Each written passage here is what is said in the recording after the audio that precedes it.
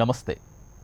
Aqua రైతులకు ఇబ్బందికర సమయంలో తోడుగా ఉంటూ వారికి నిరంతరం విజ్ఞానంతో కూడిన సమాచారం అందించాలని, ప్రతి ఆక్వా రైతును ఒక విజేతగా చూడాలని దృఢ నిశ్చయంతో ప్రైమ్ 9 మరియు మార్క్ రొయ్యరాజు సంయుక్తంగా శనివారం శాస్త్రవేత్త, ఆదివారం ఆక్వావేదిక కార్యక్రమాలు చేపడుతున్నాం.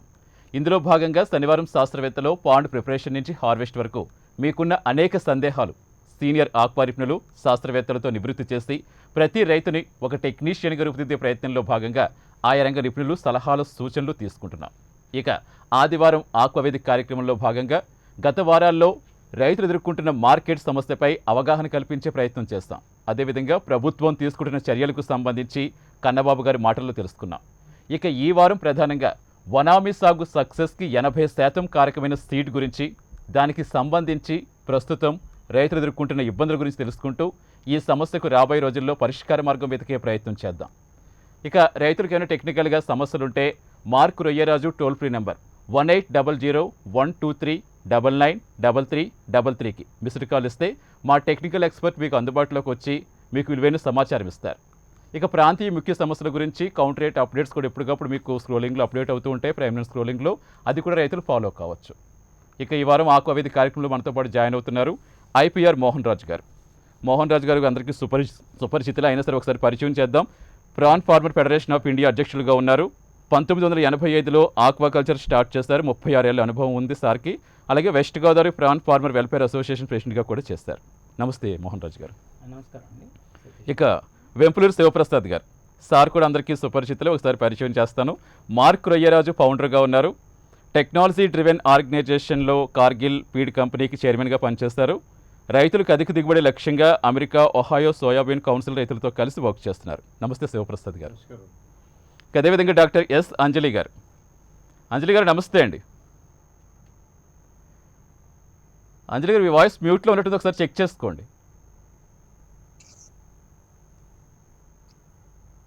నమస్తే అండి. అయ్యా వినిపిస్తోందండి.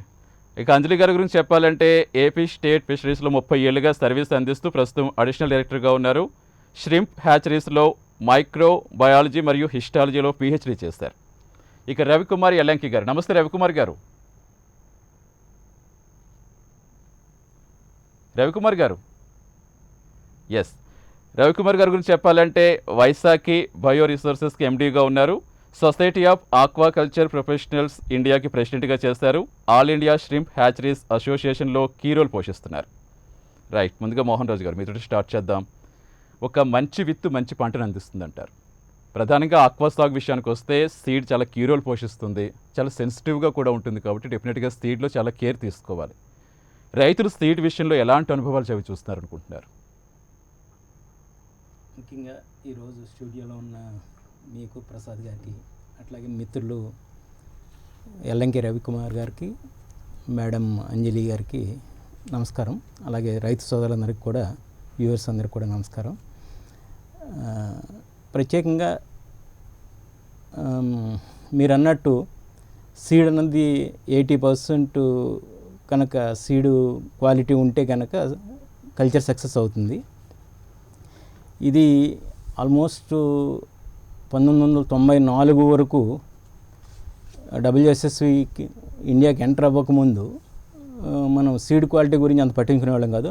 ఆన్సెట్ అక్కడ ఎప్పుడైతే 94లో మనకి ఈ వైట్ స్పాట్ వైరస్ వచ్చిందో అప్పుడు white spot virus, MBV, HPV ఆ 3 డయాగ్నోసిస్ స్టార్ట్ చేస్తే ఇవాళ ప్రజెంట్గా మనకి ఇండియాలో ఆంధ్రప్రదేశ్లో కానీ ఈహెచ్పి వల్ల కానీ డబ్ల్యూఎస్ఎస్వి వల్ల కానీ మేజర్ ఇవన్నీ కూడా ఎగ్జాటిక్ డిసీజెస్. ఈ డిసీజెస్ అంటే ఇండియాలో నుంచి వచ్చినాయి కాదు, బయట నుంచి ఎలాంగ్ విత్ బ్రూడ్ స్టాక్ కానీ ఎలాంగ్ విత్ నాప్లే కానీ ఏ అయితే మనం ఇంపోర్ట్ చేసామో వాటి ద్వారా వచ్చినాయి. అంచేత అటు కేంద్ర రాష్ట్ర ప్రభుత్వాలు కానీ ఇలాగే సెక్టార్ ఇది కానీ, అట్లాగే మిత్రులు వెల్లంకి రవికుమార్ గారు, ఆయన joint operator Vaisakhi bio group, ఆ సెక్టార్లో రైతులుగా మేము కోరుకునేది ఏంటంటే వాళ్ళు ఏదైతే ఇప్పుడు బ్రూడ్ స్టాక్ ఇంపోర్ట్ చేస్తున్నారో దానికి హెల్త్ సర్టిఫికెట్, అట్లాగే ఏదైతే బ్రూడ్ స్టాక్ పోస్ట్ లారో ఇంపోర్ట్ చేసి బ్రూడ్ స్టాక్ ఇండియాలో మల్టిప్లికేషన్ సెంటర్ ఎంపెడా కానీ లేకపోతే బిఎంఆర్ కానీ సిపి ఆనంద కానీ దానికి హెల్త్ సర్టిఫికేట్ లేకుండా సిస్టంలోకి వచ్చేస్తుంది. అంటే అది కూడా మనం ప్రాపర్గా ఇది చేయాలి. ఎప్పుడైతే తల్లి రొయ్య హెల్త్ సర్టిఫికేట్ తోటి మనకి సర్టిఫై అయ్యి వచ్చిందో అప్పుడు తర్వాత హ్యాచరీ ఆపరేటర్ చేతిలోకి వచ్చిన తల్లి రొయ్యకి ఎప్పుడైతే సర్టిఫికేషన్ ఉందో ఆ తల్లి రొయ్య నుంచి వీళ్ళు మళ్ళీ ఆ ప్రాసెస్ మొత్తంలో మెచ్యురేషన్ టైంలో ఏదైతే ఫేకల్ మ్యాటరు ఆ ఫేకల్ మ్యాటర్ కలెక్ట్ చేయటం, నాప్లే అది టెస్ట్ చేయటం, ఫేకల్ మ్యాటరు ఈహెచ్పి టెస్ట్ చేయటం, అట్లాగే మనం ఇది నాప్లే పిఎల్ ఇవన్నీ కూడా డబ్ల్యూఎస్ఎస్వి ఈహెచ్బి టెస్ట్ చేయటం, ఇట్లాగా అంటే ప్రోటోకాల్ ఒక 4-5 టైమ్స్ చేయటం. ఇది ర్యాకెట్ సైన్స్ కాదు, ఇది మనం 1994 నుంచి ఒకసారి పీసీఆర్ టెస్టింగ్ వచ్చిన తర్వాత మనం ఇవన్నీ చేస్తున్నాం. కాకపోతే ఇక్కడ జరుగుతుంది ఏంటంటే మనకి ఏదైతే ల్యాబ్స్ ఉన్నాయో ఆ ల్యాబ్స్కి ప్రాపర్ అక్రిడిటేషన్ లేకపోవటం. ఇప్పుడు రైతులుగా మేము చాలా సంవత్సరాల నుంచి డిమాండ్ చేసాము. ఇప్పుడు at least departmental labs 4-5 labs NABL accreditation అయినాయి. అట్లాగే ప్రైవేట్ ల్యాబ్స్ కూడా ఈ అక్రిడిటేషన్ జరగాలి. ఇది కాకుండా గ్లోబల్గా ఏంటంటే ప్రతి డిసీజ్కి రింగ్ టెస్ట్ అని ఉంటుంది. వాళ్ళు కొన్ని పాజిటివ్ శాంపిల్స్ కొన్ని నెగిటివ్ శాంపిల్స్ పట్టుకొచ్చి వాళ్ళు టెస్టులు చేస్తారు. అది కూడా మనకి గత 10-12 సంవత్సరాలుగా రింగ్ టెస్టులు కూడా మన ఇండియాలో కానీ మన ఆంధ్రాలో కానీ జరగటాలేదు. డబ్ల్యూఎస్ఎస్వికి ఒక 5-6 ల్యాబులు మొత్తం ఇండియా మొత్తంలో ఒక 5-6 ల్యాబులే సర్టిఫై అయినాయి. ఆ సర్టిఫై అయిన దాంట్లో even department of fisheries labs కూడా లేవు ఆ రింగ్ టెస్ట్లో పాస్ అయినాయి. ఇక ఈహెచ్పికి అయితే 2012-13 నుంచి మన ఇండియాలోకి ఎంటర్ అయింది. కానీ 2017 వరకు ఈవెన్ మనకి ఎక్వాటిక్ క్వారంటైన్లో టెస్టింగ్ ఫెసిలిటీ లేదు. అంచేత ఏంటంటే ఇప్పుడు ఈ రెండాటికి అపార్ట్ ఫ్రమ్ అక్రిడిటేషన్ ఎన్ఏబిల్ అక్రిడిటేషనే కాకుండా ఈ రింగ్ టెస్ట్ ప్రొసీజర్ కూడా పెడితే డెఫినెట్గా క్వాలిటీ ఆఫ్ సీడు రైతుకి ఇవ్వటం జరుగుతుంది. ఎప్పుడైతే రైతు క్వాలిటీ ఆఫ్ సీడు ఇవ్వటం జరిగిందో ఆటోమేటిక్గా మనకి ఇది జరుగుతుంది. అంటే ఇది వనమైకి కనెక్టెడ్గా. వేరేజ్ ఇప్పుడు రీసెంట్గా మళ్ళా పీ మొనడాన్ మన డొమెస్టిక్ స్టాకు మనం ఇదివరకు వైల్డ్ స్టాక్ తీసుకుని చేసేవాళ్ళం. ఇప్పుడు అది కూడా ఎస్పీఎఫ్ స్టాక్స్ తీసుకొచ్చి ఒక 2 ఆపరేటర్స్ స్టార్ట్ చేశారు. వాళ్ళకి కూడా మళ్ళీ ఎక్వాటిక్ క్వారంటైన్ ప్రాబ్లంగా ఉంది. ఇప్పుడు వాళ్ళకి స్పేస్ ఇవ్వటలేదు. స్పేస్ ఇచ్చినప్పుడు వాళ్ళకి లాజిస్టిక్స్ లేవు. ఇవాళ వాళ్ళు ఏదైతే లిమిటెడ్ సీడ్ చేస్తున్నారో అది కూడా సీడ్ ప్రైస్ చాలా హై సైడ్లో ఉంది. అరౌండ్ 80 పైసా అమ్ముతున్నారు. ఒరిజినల్గా ఏ సీడ్ అయినా అరౌండ్ 40-50 పైసా దాటి ఉండకూడదు, కానీ 80 పైసా వాళ్ళు అమ్ముతున్నారు. అంటే ఇటువంటి ఇష్యూస్ ఏమవుతుందంటే ఒకటి quality of seed, 2 the price. అంటే ప్రైస్ కూడా ఫార్మర్కి వైబుల్గా ఉండాలి. అంచేత ఏంటంటే ఇటు కేంద్ర రాష్ట్ర ప్రభుత్వాలు ఇప్పుడు మేడం అడిషనల్ డైరెక్టర్ గారు ఉన్నారు కాబట్టి వాళ్ళు ఈ చర్యలు తీసుకుని ఇప్పుడు ఏదైతే ఎన్ఏబిల్ అక్రిడిటేషన్ గవర్నమెంట్ ల్యాబ్స్ అని అట్లా ప్రైవేట్ ల్యాబ్స్ కూడా ఎన్ఏబిల్ అక్రిడిటేషన్ చేయించడం, ఒకవేళ వాటికి ఏమైనా అవసరం అయితే కనుక 1 or 2 lakhs అక్రిడిటేషన్ ఛార్జెస్ ఉంటే గవర్నమెంట్ రియంబర్స్ చేయటం, అది చేస్తూ రైతులకి మంచి సీడ్ ఇవ్వాలని మేము రైతుల తరఫున అడుగుదాం. మేడం కూడా అడుగుదాం. ఒకసారి శివప్రసాద్ గారు మీరేం చెప్తారు? మీ దగ్గరికి చాలామంది రైతులు వస్తూ ఉంటారు. అంటే మీ దగ్గరికి వస్తున్న రైతులు ఈ సీడ్ విషయంలో ఎక్కువగా ఎలాంటి ఇబ్బందులు మీకు చెప్తున్నారు? ముందుగా అందరికీ నమస్కారం. ముఖ్యంగా ఐపీఆర్ మోహన్ రాజు గారికి, పెద్దలు రవికుమార్ గారికి, అలాగే మేడం అంజలి గారికి, ప్రైమ్ టైమ్ టీవీ వారికి, అభ్యుదయ రైతులందరికీ కూడా మా నమస్కారం. ప్రజెంట్ ఇప్పుడు మార్కెట్లో చూసినట్లయితే రైతుల సమస్యలు కానీ చూస్తే రైతులకి చాలా విషయాలు అవగాహన తక్కువగా ఉంటుంది. ఒకప్పుడు నేను 2010-2016 వరకు కానీ చూసినట్లయితే ఆక్వాకల్చర్లో వెనమైసీడ్ చాలా బాగా వర్క్ చేసేదని, గ్రోతులు చాలా బాగుండేటవని, డిసీజులు చాలా తక్కువ ఉండేటని, కేర్ అన్నది పెద్దగా తీసుకోవాల్సిన అవసరం లేకుండానే పంట ఇబ్బడి ముబ్బడిగా వచ్చేసేది అన్నట్టు. అద్భుతమైనటువంటి లాభాలను చూడడం జరిగింది. ఆ నేపథ్యంలో కొంతవరకు రైతుల్లో కూడాను ఏం చేసినా సరే కల్చర్ వచ్చేస్తుంది అన్నటువంటి భావనకి కూడా గురి కావడం జరిగింది. అప్పట్లో ఏ హ్యాచరీ నుంచి తీసుకుంటున్నాము, ఏ పిల్లని తీసుకుంటున్నామో అంతగా స్కాన్ చేయాల్సినటువంటి అవసరం లేకుండా ఎక్కడి నుంచి వచ్చిన పిల్లైనా బాగుంటుంది అన్నటువంటి ధోరణిలో జరుగుతూ వచ్చింది. అనంతరం చూసినట్లయితే 2016, 2017, 2018, 2019 ఈ మధ్యకాలంలో చూసినట్లయితే సీడ్ క్వాలిటీ చాలా తగ్గింది, సీడ్ వల్లనే మా క్రాప్ రావడం లేదు, సీడ్లో మంచి క్వాలిటీ తెచ్చుకుంటే బాగుంటుంది, ఇట్లాంటి అవగాహనకు కూడా రైతులు రావడం జరుగుతూ ఉన్నది. దీంట్లో భాగంగా ఎక్కువ సీడ్లో మాకు వేరియేషన్స్ వస్తూ ఉన్నాయి, క్వాలిటీ తక్కువ సీడ్ వస్తూ ఉంది, వీక్ సీడ్ వస్తూ ఉన్నది. లేకపోతే కనుక ఈహెచ్పిని కూడా డిటెక్ట్ చేసాం కాబట్టి ఈహెచ్పి ఉన్నటువంటి సీడ్ వచ్చేస్తుంది. మరి రైతుల వైపు నుంచి రైతులు తీసుకుంటున్నటువంటి జాగ్రత్తలు ఏంటంటే కనుక ఫస్ట్ భయాందోళనకి గురవుతూ ఉన్నారు. ఆ తర్వాత చూసుకున్నట్లయితే హ్యాచరీని మంచి హ్యాచరీని సెలెక్ట్ చేసుకునే విధానంలో కొంచెం తొడబాటు కనిపిస్తూ ఉన్నది. అంటే అవగాహన లేకపోయినందువల్ల ఎవరైతే బ్రూడ్ స్టాక్ మంచి క్వాలిటీ బ్రూడ్ స్టాక్ని తెస్తూ ఉన్నారు, ఎవరైతే క్వాలిటీ పారామీటర్స్ని ఫాలో అవుతున్నారు, అట్లాంటి హ్యాచరీ దగ్గరికి వెళ్ళాలంటే దాదాపు 1 నెల రోజులు టైం పడుతూ ఉంది వాళ్ళ సీడ్ బుకింగ్ చేసుకోవాలంటే. మంచి క్వాలిటీ హ్యాచరీ ఉన్నప్పుడు అందరూ కూడా క్యూలోనే ఉంటారు, మాకు సీడ్ కావాలంటే నెల రోజుల లోపల స్లాట్ కూడా దొరకడం లేదు.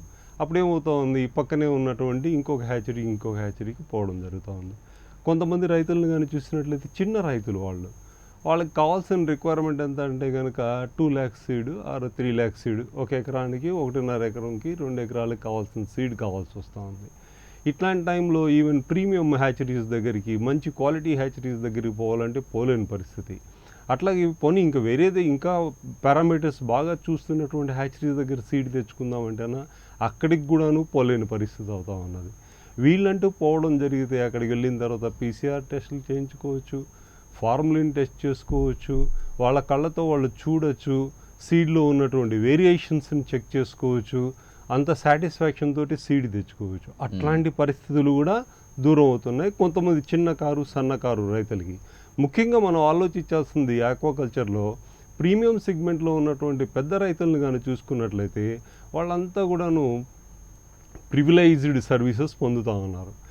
చిన్న కారు రైతు దగ్గరకు వచ్చేటప్పటికి ఆ స్లాట్ బుక్ దగ్గర నుంచి వాళ్ళ హ్యాచరీకి పోలేని పరిస్థితి, ఖర్చులు ఎక్కువైపోతాయి, ఒక రోజంతా అక్కడ స్టే చేయాలా, టెస్టులు చేయించుకోవాలా, తెచ్చుకోవాలా అన్నప్పుడు కొన్ని ఇబ్బందులు ఎదురవుతూ ఉన్నాయి.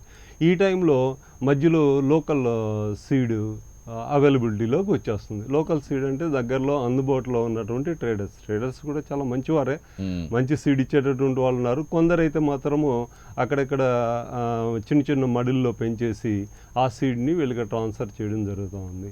దీనివల్ల చిన్న రైతు బాగా నష్టపోతూ ఉన్నాడు. చిన్న రైతు ఎప్పుడైతే నష్టపోతున్నాడో దాని యొక్క పర్యవసానం పెద్ద రైతు మీద కూడా పడుతూ ఉంది.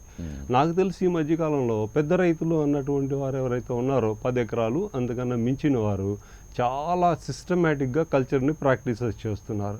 బయోసెక్యూరిటీ అంటున్నారు, సీడ్ క్వాలిటీని మంచి క్వాలిటీని టెస్ట్ చేసుకుని తెచ్చుకుంటా ఉన్నారు, మంచి హ్యాచరీని సెలెక్ట్ చేసుకుంటున్నారు. కానీ పక్కనున్న రైతుకు మాత్రం లోకల్ సీడ్ పడిపోతూ ఉంది. ఆయన బయోసెక్యూరిటీస్ పెట్టాలంటే నామమాత్రం పెట్టానన్నటువంటి సాటిస్ఫాక్షన్తో ఉన్నారు. అక్కడ క్రాప్ డ్యామేజ్ జరిగినప్పుడు ఆ డ్యామేజ్ యొక్క ప్రాబ్లం ఏదైతే ఉన్నదో సాయిల్ వాటర్ పొల్యూట్ అవుతూ ఉంది. పక్కన రైతు ఎన్ని పారామీటర్స్ మంచి పారామీటర్స్ తీసుకున్నా ఆ రైతు కూడా ఇబ్బంది పడుతూ ఉన్నారు.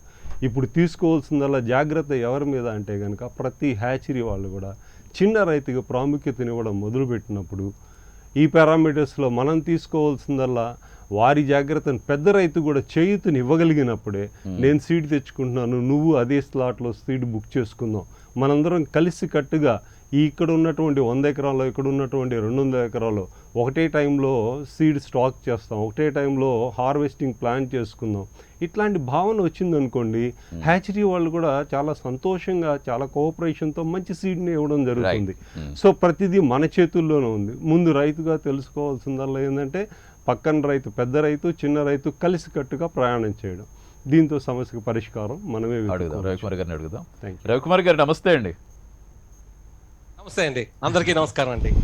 రవికుమార్ గారు ఆల్రెడీ శివప్రసాద్ గారు చాలా క్వశ్చన్స్ రైజ్ చేశారు. సో హ్యాచరీస్లో కూడా రైతులు ఏ విధంగా ఇబ్బంది పడుతున్నారు అంటే ఆయన అడుగుతున్నారు. సో అసలు మంచి సీడ్ హ్యాచరీలు ఎందుకు ఇవ్వలేకపోతున్నాయంటే ఏం చెప్తారు?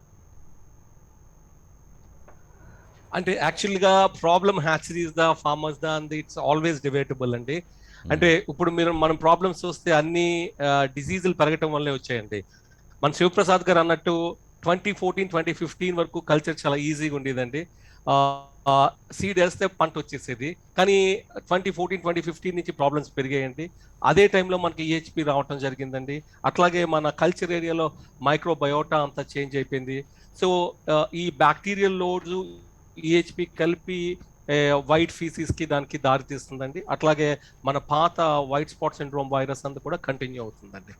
ఇప్పుడు మన ఇండియా మొత్తం మీద హ్యాచ్రీలు చూస్తేనండి దగ్గర దగ్గర 450-500 ఉన్నాయండి. మనం 2.5 లక్షల గుడ్ స్టాక్ ఇంపోర్ట్ చేయడం జరుగుతుందండి ప్రతి సంవత్సరం.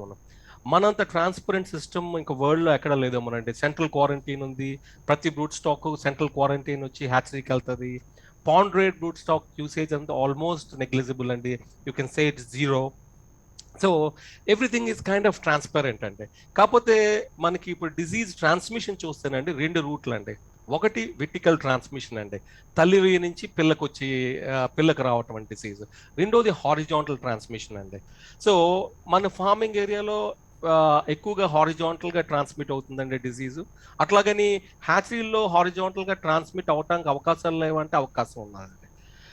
హ్యాచరీ మెచ్యురేషన్ లో చూసుకుంటే అక్కడ వెట్ ఫీడ్స్ వాడుతూ ఉంటామండి బ్రూట్ స్టాక్ కి. ఆ వెట్ ఫీడ్స్ నుంచి కూడా డిసీజ్ ట్రాన్స్మిట్ అవటానికి ఉంది. సో చాలా హ్యాచరీలు అక్కడ ప్రికాషన్ తీసుకుంటున్నారండి. మనకేమో ఎస్పీఎఫ్ పాలికీట్ ఫార్మ్స్ ఏమీ లేవండి, డొమెస్టికేషన్ ప్రోగ్రామ్ ఏమి ఇండియాలో లేదు. అది ఉన్నట్టయితే డిసీజ్ లేకుండా పాలికీట్స్ వస్తాయి. కాకపోతే చాలా మంది పాస్చరైజ్ చేసి, పాస్చరైజేషన్ అంటే 70 degrees హీట్ చేస్తానంటే పాస్చరైజేషన్ అంటారండి. డిసీజెస్ అన్ని చచ్చిపోతాయి. కాకపోతే న్యూట్రిషనల్ ప్రొఫైల్ అయితే ఇంటాక్ట్ లో ఉంటుంది. సమ్వేర్ ఇన్ బిట్వీన్ 70-75 degrees లో హీట్ చేసి ఫీడ్స్ అన్ని, వెట్ ఫీడ్స్ అన్నిటిని మెచ్యురేషన్ లో వాడితే డిసీజెస్ ని మనం లేకుండా చూసుకోవచ్చు అండి. హారిజాంటల్ ట్రాన్స్మిషన్ లేకుండా చూసుకోవచ్చు. చాలా హ్యాచరీలు చేయడం జరుగుతుందండి. సో యాక్చువల్ గా ఇండియాలో హ్యాచరీస్ చూసుకుంటే డెఫినెట్ గా వరల్డ్ క్లాస్ హ్యాచరీస్ అండి. మీరు మిగతా కంట్రీలో చూసుకుంటే చాలా హ్యాచరీస్ బ్యాక్ యార్డ్ హ్యాచరీస్ లో ఉంటాయి. ఇండియాలో డెఫినెట్ గా సిఐఏ కూడా డూయింగ్ ఎ గుడ్ జాబ్. వాళ్ళు కంటిన్యూస్ గా మానిటర్ చేయటము, ఇయర్లీ రెన్యూవల్ చేయటము. సిఐఏ వాళ్ళ మీరు మానిటరింగ్ చూస్తే ఫార్మ్స్ మీద కన్నా ఎక్కువ హ్యాచరీస్ మీద వాళ్ళ మానిటరింగ్ ఉందండి. So in a way hatcheries have really kind of pulled up there stocks and last 2-3 years లో చూసుకుంటే. కాకపోతే మీరు అన్నట్టు ఇంకా జాగ్రత్తలు తీసుకోవాలి. ఎస్పెషల్లీ మెచ్యురేషన్ లో వెట్ ఫీడ్స్ డైరెక్ట్ గా వాడకుండా చూసుకుంటూ ఉండాలి. ఫార్మర్స్ కూడా ప్రతి హ్యాచరీకి వెళ్ళి టెస్టింగ్ చేయకుండా తీసుకోకూడదు, టెస్టింగ్ చేసే తీసుకోవాలి. హ్యాచరీ వాళ్ళే టెస్ట్ చేసి ఇవ్వగలిగితే ఇంకా బెటర్ అండి. బట్ ఫార్మర్స్ ఎప్పుడైతే హ్యాచరీకి వెళ్ళి టెస్ట్ చేయడం మొదలు పెడతారో that would improve the standards in the hatcheries also. Right, continue చేద్దాం రవికుమార్ గారు. అంజలి గారు, డెఫినెట్గా అంజలి గారు ఆల్రెడీ ఇందాక మోహన్ రాజు గారు కొన్ని క్వశ్చన్స్ మీకోసం రైజ్ చేస్తారు. బట్ నేను కూడా ఒకటైతే అడగాలనుకుంటున్నాను. మంచి సీడ్ అందించేందుకు, హ్యాచరీ వ్యవస్థను టెక్నాలజీ పరంగా అభివృద్ధి చేసేందుకు చాలా పథకాలు అయితే అమల్లోకి వచ్చాయని ప్రభుత్వం చెబుతుంది. ఇందులో కేవలం 10% మాత్రమే కార్యాచరణలోకి వస్తున్నాయని కూడా రైతుల సైడ్ నుంచి ఎక్కువగా వింటున్నాం. అంటే ప్రభుత్వం తరఫున ఎలాంటి ప్రయత్నాలు జరుగుతున్నాయండి వీటన్నింటిని రెక్టిఫై చేయాలంటే? నమస్కారం అండి. ముందుగా మీ అందరికీ కూడా నాకు ఈ అవకాశం ఇచ్చినందుకు మీ అందరికీ కృతజ్ఞతలు తెలుపుకుంటున్నాను. ముఖ్యంగా ఈ ష్రింప్ ఫార్మింగ్, ఈ హ్యాచరీస్ తోని దాదాపు 92 నుంచి కూడా ప్రయాణం చేస్తూ వస్తున్నాము. 99లోని గవర్నమెంట్ తరఫున నన్ను నామినేట్ చేశారు మాస్టర్ ట్రైనీగా ట్రైనింగ్ అవ్వమని టాస్క్ పార్క్ లో 1 month. సో క్షుణ్ణంగా తల్లి రొయ్య ఎలా వస్తుంది, ఎలా హ్యాండిల్ చేయాలి, దగ్గర నుంచి పిఎల్ ఎలా వస్తుంది అనే దగ్గర వరకు కూడా 1 నెల పాటు కూడా మేము అక్కడ శిక్షణ పొందడం జరిగింది. సో దాంతో మాకేంటంటే ఒక డొమైన్ నాలెడ్జ్, అసలు హ్యాచరీలో ఏం జరుగుతుంది, ఎలా మనకి రొయ్య పిల్ల ఉత్పత్తి అవుతుంది, దాని నాణ్యత ప్రమాణాలు ఏంటి అనేది మాకు ఫస్ట్ హ్యాండ్ ఇన్ఫర్మేషన్ మాకు తెలుసు, మేము చూసాం కూడా. ఇకపోతే మేము ల్యాబ్ నుంచి కూడా పనిచేసాము. ఒక 15 ఏళ్ళు మైక్రోబయాలజీ ల్యాబ్ లో పనిచేసామండి. సో దాంతో ఏంటంటే నాకున్న అనుభవం బట్టి మనం 3 levels ఆఫ్ టెస్టింగ్ ఉంటుంది పోస్ట్ లార్వేకి. ఒకటి ఫస్ట్ ఏంటంటే విజువల్ అబ్జర్వేషన్. ఇందాక ప్రసాద్ గారు చెప్పినట్టు కంటితో మనం చూసిన వెంటనే ఇది నాణ్యమైన రొయ్య సీడా కాదా అనేది దాని యొక్క రంగు, ఆకారము, అలాగే యూనిఫార్మిటీ ఇన్ సైజ్. అంటే రొయ్య సీడ్ బ్యాగ్ చూసిన వెంటనే అన్ని కూడా ఒకే సైజ్ లో ఉండేటట్టు అయితే అది నాణ్యమైన రొయ్య పిల్ల అని అంటాం. అట్లాగే మనం దాని శరీరం చూసేటప్పుడు ట్రాన్స్పరెంట్ గా ఉంటుంది. సో మనకి కంటికి కనిపించిన లక్షణాలను బట్టి విజువల్ అబ్జర్వేషన్ బట్టి నాణ్యమైన రొయ్య కాదా అనేది చెప్తాం. రెండోది ఏంటంటే స్ట్రెస్ టెస్ట్. అది ఫార్మాలిన్ టెస్ట్ అవ్వచ్చు, సెలినిటీ డ్రాప్ టెస్ట్ అవ్వచ్చు, టెంపరేచర్ డ్రాప్ టెస్ట్ అవ్వచ్చు. సో ఈ టెస్టులు చేసి మనం నాణ్యమైందా కాదా అనేది రెండో లెవెల్లో మనం చెప్తాం. ఇకపోతే మూడో లెవెల్ ఏంటంటే మైక్రోస్కోపిక్ అబ్జర్వేషన్ అండి. మైక్రోస్కోప్ కింద పెట్టి దానికి నెక్రోసిస్ ఉందా, పాకుడు ఉందా, లేకపోతే తోక దగ్గర కొరుకుడు ఏమైనా ఉందా, ఇట్లాంటివన్నీ కూడా అపెండేజెస్ అన్ని కూడా మనం చూసి స్పష్టతగా ఉందా లేదా అని గమనించి దాన్ని మనం క్వాలిఫై చేస్తాం. సో ఈ విధంగా క్వాలిఫై చేసిన తర్వాత మాలిక్యులర్ డయాగ్నాస్టిక్ టెస్ట్ అంటే PCR చెయ్యాలా లేదా అనేది నిర్ధారించి ఫైనల్ గా we qualify the seed as good seed. అయితే ఇందాక మన మోహన్ రాజు గారు చెప్పినట్టు మేము గత 15 ఏళ్ళ నుంచి ల్యాబ్స్ అన్ని నడిపిస్తున్నామండి. ల్యాబ్ లో మేము టెస్టులు చేస్తున్నాము, ఫార్మర్స్ కి మా టెక్నికల్ సపోర్ట్ ఇస్తున్నాం. అయితే ఇటీవల కాలంలో అంటే నాకున్న చిన్న అనుభవం కూడా మీతో షేర్ చేసుకుంటాను.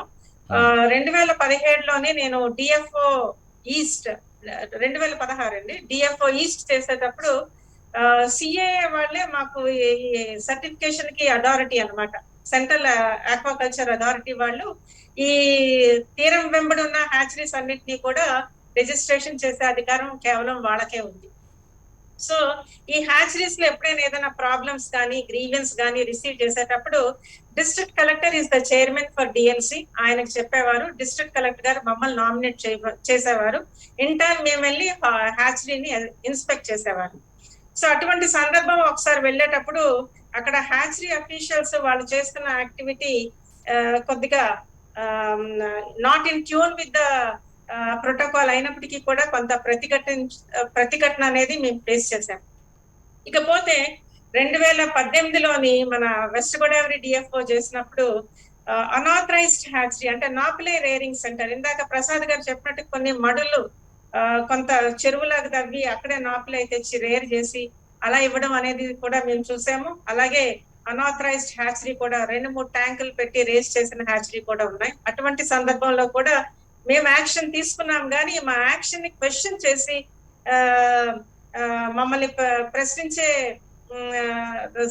సిచ్యువేషన్స్ చాలా మాకు ఎదురయ్యాయి. అయితే thanks to the present government, honourable CM గారు వచ్చిన తర్వాత ఒక ప్రోయాక్టివ్ రోల్ తోని కొన్ని చట్టాలని తెచ్చారు. ఈ చట్టాల ద్వారా మేము ఇప్పుడు స్టేట్ గవర్నమెంట్ ఎంప్లాయీస్ కి we are empowered with it. AP SADA act అంటే Andhra Pradesh state aquaculture authority act 2020 అని, అలాగే AP seed quality control act 2020 అని, అలాగే AP feed quality control act 2020 అని ఈ 3 చట్టాలు తేవడం వల్ల, ముఖ్యంగా ఏపీ సడా యాక్ట్ తేవడం వల్ల ఏంటంటే మనం ఆక్వాకల్చర్ లో చేసిన ప్రతి బిజినెస్ ఆపరేషన్ ఆ గొడుగు కింద వస్తుందండి. So we are now empowered to enter any premises, to collect sample, to receive any grievance, to give a short notice, inspect, ఇలాంటివన్నీ కూడా ఇప్పుడు మాకు ఎంపవర్ చేశారు. కాబట్టి ఇక మీదట అంటే ఇప్పటి వరకు ఏంటంటే మేము లైసెన్స్ రెన్యువల్, లైసెన్స్ ఎండార్స్మెంట్ వీటి మీద దృష్టి పెట్టామండి. ఈ యాక్టివిటీస్ ను కూడా అంటే ఇన్స్పెక్షన్, శాంపుల్ కలెక్షన్, తర్వాత శాంపిల్స్ టెస్ట్ చేయడం, ల్యాబ్ కు పంపించడం, what are the regional laboratories, which is the referral lab, how to approach, వీటన్నిటి మీద కూడా మేము సెన్సిటైజేషన్ మొదలు పెట్టాం ఫార్మర్స్ లో. అయితే ఇంకా డిజిటలైజేషన్ చేస్తున్నాం కాబట్టి ఈ ఐటీ డిజైనింగ్ లో ఇంకా ఉంది కాబట్టి ఈ యొక్క ఫెసిలిటీస్ ఇంకా మేము ఫార్మర్స్ అంటే రైతు ముంగిటికి తేలేదు. Very soon we will be also coming with all these facilities అన్నమాట. సో ఎప్పుడైతే మనకి ఈ ఏపీ సడా రూల్ 17, 18, 19 అంటే మన దగ్గర ఉన్న ఆక్వా ఫార్మర్స్ రిజిస్టర్ అయిన హ్యాచరీస్ అన్ని లిస్ట్ మన దగ్గర ఉంటుందో, అలాగే ఆక్వాకల్చర్ సీడ్ ఇన్స్పెక్టర్ అంటే సీడ్ ఇన్స్పెక్టర్ అని మనకి సీడ్ యాక్ట్ లో ఉంటుందండి, ఆక్వాకల్చర్ ఇన్స్పెక్టర్ అని ఏపీ సడా యాక్ట్ లో ఉంటుంది, రూల్స్ లో ఉంటుంది. సో ఇంచుమించు ఇద్దరిది ఒకటే రూల్. సో ఈ రూల్ ప్రకారం అంటే 17, 18, 19 రూల్స్ ప్రకారం ఫస్ట్ ఏంటంటే మా దగ్గర ఉన్న సమాచారాన్ని అంతటి డిజిటలైజ్ చేస్తాము. డిజిటలైజ్ చేసిన తర్వాత ర్యాండమైజేషన్ అనే ప్రక్రియ ద్వారా, అంటే ఉదాహరణకి నేను ఇక్కడ విజయవాడలో పనిచేస్తున్నాను, నేను వెస్ట్ గోదావరికి ఇన్స్పెక్షన్ కి వెళ్ళొచ్చు. ఇక్కడ ఉండి నేను ఇన్స్పెక్ట్ చేస్తే కొన్ని ప్రలోభాలకి నేను ఏమైనా లూర్ అవుతాననే ప్రక్రియ అనే అపోహతోని ఈ Right. ర్యాండమైజేషన్ అనే ప్రక్రియని ప్రవేశపెట్టడం జరిగింది. So Hmm. ఈ ర్యాండమైజేషన్ ద్వారా ఏ ఆక్వాకల్చర్ ఇన్స్పెక్టర్ ఏ హ్యాచరీని విజిట్ చేయాలి, ఎప్పుడు చేయాలి అనేది కూడా మనకి సిస్టమే డిజైన్ చేస్తుంది. దాని ప్రకారం వెళ్ళి శాంపుల్ కలెక్ట్ చేయడం జరుగుతుంది. Hmm. శాంపుల్ కలెక్ట్ చేసిన తర్వాత కూడా దానికి ఒక ప్రోటోకాల్ ఉంటుందండి. శాంపుల్ జస్ట్ కలెక్ట్ చేయడమే కాకుండా కలెక్ట్ చేసిన శాంపుల్ ని 4 పార్ట్స్ కింద డివైడ్ చేస్తాము. ఒకటి లైసెన్స్ అంటే హ్యాచరీ ఓనర్ కి ఇస్తాము, ఒకటి రీజనల్ ల్యాబ్ కి పంపిస్తాము, మూడోది రెఫరల్ ల్యాబ్ కి పంపిస్తాము, నాలుగోది ఇన్స్పెక్టర్ ఎవరైతే ఇన్స్పెక్ట్ చేస్తున్నారో ఆయన దగ్గర ఉంచుకుంటారు. సో ఎప్పుడైతే మనం ల్యాబ్ శాంపుల్ అనలైజ్ చేస్తామో ఒకవేళ నెగిటివ్ రిజల్ట్ ఏదైనా వస్తే వెంటనే ఏం యాక్షన్ తీసుకోవాలనేది Right. మనకి రైట్ Yes. కంటిన్యూ చేయండి. యా పెనాల్టీస్ అని మనకి ఏపీ సడా రూల్స్ కింద ఉన్నదండి. Rule 22 and section 33 of AP SADA act. So దాని ప్రకారం ఫస్ట్ టైం అయితే ఎంత రుసుము వాళ్ళ దగ్గర నుంచి మేము వసూలు చేస్తాము, రెండోసారి అయితే ఎంత, తర్వాత ఫైనల్ గా ఆ లైసెన్స్ సస్పెండ్ చేయడమా క్యాన్సిల్ చేయడమా అనేది ఈ ప్రక్రియ అంతా కూడా జరుగుతుంది. కాబట్టి ఇక మీదటి నుంచి అంటే ఈ యాక్ట్స్ ఇప్పుడే అమల్లోకి వచ్చాయి కాబట్టి ఈ యాక్ట్ లో పొందుపరిచి ఉన్న క్లాజెస్ అన్నిటినీ అలాగే మనకి నియంత్రణ రెగ్యులేటరీ మెజర్స్ అన్నిటినీ కూడా మేము డిజిటలైజ్ చేస్తున్నాం కాబట్టి కొంత టైం అంటే in a month or 2 everything will be streamlined అండి. And I'm sure with all this mechanism we will have a very good business operation in aquaculture. Definite గా That is అందరికి from my కావాల్సింది అదే side, sir. ఖచ్చితంగా. అంజలి గారు continue చేద్దాం, మళ్ళీ వస్తాను మీ దగ్గరికి. మోహన్ రాజ్ Yes, గారు sir. ఇప్పుడు చెప్పారు, మేడం చెప్పినంత విన్నారు. సో ఒక పక్కన రైతులేమో సీడ్ విషయంలో మాకు చాలా మోసం జరుగుతుందంటూ వాళ్ళు చాలామంది నష్టపోవడం మనం చూస్తున్నాం కూడా. సో ఎక్కడ లోపం కనిపిస్తుంది అనుకో ప్రధానంగా ఏదన్నా ఫైనల్గా మనకి మంచి సీడ్ రైతుకు అందాలి, అసలు ఏం చేస్తే బాగుంటుంది? ఇందాక మనం ఇప్పుడు డిస్కషన్కి కంటిన్యూషన్లో అంటే ఫస్ట్ ఇందాక రవికుమార్ గారు కూడా రేజ్ చేసినట్టు ఎవళ్ళైతే హ్యాచింగ్ చేస్తున్నారో వాళ్ళు హ్యాచరీలో ఈచ్ పిఎల్ ట్యాంక్ మేబీ అది 10 పిఎల్ ట్యాంకులు ఉన్న హ్యాచరీయా లేకపోతే 200 పిఎల్ ట్యాంకులు ఉన్న హ్యాచరీయా, ఇంకేదైనా ఒక పిఎల్ ట్యాంకులో జనరల్గా 1 మిలియన్ స్టాక్ ఉంటుంది. ఆ మిలియన్ను ఒక యూనిట్ కింద తీసుకుని అది సర్టిఫై అవ్వాలి. అది సర్టిఫై అంటే ఇనీషియల్గా ఇప్పుడు గవర్నమెంట్ ఇన్స్ట్రుమెంటేషన్ వచ్చి అది సర్టిఫై చేయటం అన్నది అవదు. అది యాజ్ ఎ ప్రొడ్యూసర్గా హ్యాచరీ ఆపరేటర్ ఆ బ్రూడ్ స్టాక్ టెస్ట్ చేసింది, నాప్లే టెస్ట్ చేసింది, అట్లాగే దానికి కనెక్టెడ్గా ఫేకల్ మ్యాటర్ టెస్ట్ చేసింది. ఆ పిఎల్ ట్యాంక్ నాప్లే అరౌండ్ 5 ఆ రేంజ్లో ఒకసారి, బిఫోర్ ప్యాకింగ్ 9-10 ఆ రేంజ్లో ఒకసారి, ఇట్లా కనుక టెస్టింగ్ చేసి ఆ టెస్ట్ సర్టిఫికెట్స్ అన్నీ టేబుల్ చేస్తే అక్కడ హ్యాచరీ వరకు మనకి ట్రాన్స్పరెంట్గా ఉన్నట్టు ఉంటుంది. అట్లాగే రైతు వెళ్ళినప్పుడు కూడా ఇందాక మన ప్రసాద్ గారు చెప్పినట్టు రైతు కూడా A to Z హ్యాచరీస్కి వెళ్తాడు. వెళ్ళినప్పుడు అతను ఈ విల్ హ్యావ్ ఇది పలానా బ్రూడ్ స్టాకు, అది ఇందులో SIS అని క్వానాబే పలానా బ్రూడ్ స్టాక్ నుంచి తీసిన సీడు, పలానా నాప్లే ఎంత వచ్చింది, నాప్లే కూడా సర్వైవల్ ఎంత వచ్చింది, ఏదైతే ఆ ట్రాక్ రికార్డ్ అంతా ఎప్పుడైతే అవైలబుల్గా ఉందో అట్లాగే ఆ ఫేకల్ మ్యాటర్ టెస్ట్ చేసినట్టు ఇందాక మన ఎల్లంకి రవికుమార్ గారు చెప్పినట్టు ఏదైనా వెట్ ఫీడ్ వాడినప్పుడు అక్కడ వచ్చి వర్టికల్ కంటామినేషన్ అంటే వర్టికల్ కంటామినేషన్ అంటే we have got only doubt about Indian brood stock multiplication centres. ఇంకేదంటే ఎక్కడ కూడా అది సర్టిఫై అవ్వటలేదు. ఏదైతే ఇంపోర్ట్ చేసుకుంటున్నారో ఆ ఇంపోర్ట్ అన్నీ కూడా వర్టికల్ కంటామినేషన్కి ఛాన్సెస్ లేదు. బట్ స్టిల్ మాకు ఏదైతే పోస్ట్ లార్వే ఇంపోర్ట్ అవుతుంది బ్రూడ్ స్టాక్కి, ఆ బ్రూడ్ స్టాక్ రియర్ చేస్తున్నారు. అది రియర్ చేయడానికి 5-6 మంత్స్ పడుతుంది. ఈ మధ్యలో కంటామినేషన్ జరగవచ్చు. బట్ అది యాజ్ ఎ KDM గోల్డ్ కింద అది సిస్టంలోకి వచ్చేస్తుంది. అది ఎంపేడా స్టాక్ అవ్వచ్చు, BMR స్టాక్ అవ్వచ్చు, లేకపోతే CP ఆనంద స్టాక్ అవ్వచ్చు. అది ఎవరు టెస్ట్ చేయాలనేది ఇంకా క్వశ్చన్ మార్కు. ఇప్పుడు ఇందాక మేడం గారు చెప్పటం అంటే వీళ్ళు ఒక యాక్ట్ ఇది చేశారు, అట్లాగే వీళ్ళంతటి వీళ్ళు ఒక ఆర్టికల్స్ ఆఫ్ అసోసియేషన్ కింద రాసేసుకున్నారు. అంటే either they are authorise or not. అంటే నేను అనేది అంటే డెఫినెట్గా ఇవాళ ఇప్పుడు ఏదైతే మనకి ఇంపోర్ట్ ఫీడ్ వస్తుందో అది మన ఫిషరీస్ వాళ్ళు టెస్ట్ చేయటలేదు, వెటర్నరీ కౌన్సిల్ టెస్ట్ చేస్తుంది. అలాగే all inputs for aquaculture veterinary council test చేస్తుంది. అట్లాగే మొన్న కూడా డిస్కషన్ జరిగినప్పుడు మేడం లేరు, మేడం వాళ్ళు కొలీగ్ జాయింట్ డైరెక్టర్ ఆయన ఉన్నారు సెక్రటరీ మీటింగ్లో. వాళ్ళు క్లియర్గా అక్కడ సెక్రటరీ జాయింట్ సెక్రటరీస్ చెప్పింది ఏంటంటే we don't have any powers to test the brood stock. ఏదైతే బ్రూడ్ స్టాక్ ఇండియాలో ప్రొడ్యూస్ చేస్తున్నారో బిఎంసీస్, అది మనకి దానికి ఒక మెకానిజం కానీ సిస్టమ్ కానీ లేదంటున్నారు. అంటే గవర్నమెంట్ ఆఫ్ ఇండియాకి మెకానిజం సిస్టమ్ లేనప్పుడు ఇప్పుడు రేపు యాప్సడాకి మనం స్టేట్ గవర్నమెంట్ రాసుకున్న రూల్స్ ప్రకారం మనం చెయ్యొచ్చా? నాలంటూ ఎవడో కోర్టుకి వెళ్తాడు, కోర్టుకి వెళ్తే అసలు వీళ్ళకి పవర్స్ ఉన్నాయా లేదా, ఇవన్నీ క్వశ్చన్ మార్క్. ఓకే, ఇవన్నీ ఉందాయా అనుకుందాం. మనం ఉన్నప్పుడు ఫస్ట్ ఇందాక నేను మాట్లాడినట్టు ముందర హ్యాచరీ వాళ్ళు కనుక ఫస్ట్ వాళ్ళు టెస్ట్ చేసి టెస్ట్ సర్టిఫికెట్ కనుక వాళ్ళు అక్కడ డిస్ప్లే చేస్తే దాని నుంచి రైతు మళ్ళీ టెస్ట్ చేసుకుంటాడు, సీడ్ తీసుకుంటాడు.